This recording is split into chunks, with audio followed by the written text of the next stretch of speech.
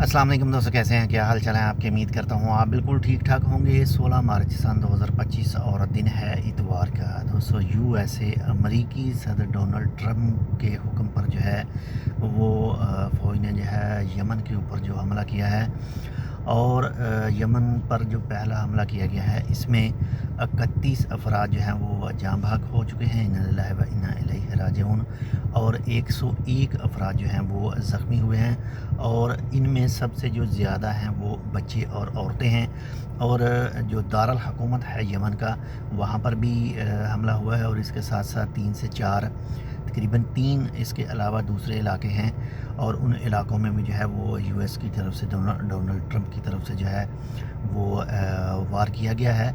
अल्लाह ताला हम सबको महफूज रखे और जो भी बुरा करते हैं, बुरा करने का इरादा रखते हैं, अल्लाह ताला उनको कैफरी करदार तक पहुँचाए। बाकी आप समझते होंगे, समझ गए होंगे कि ये अल्फाज किन के लिए इस्तेमाल किए गए हैं। बाकी आगे देखें क्या होता है। जब तक हम एक नहीं होंगे, जब तक हम मुत्तहिद नहीं होंगे, तब तक जो है वो दूसरे फ़ायदा उठाते रहेंगे। अल्लाह हाफ़िज़।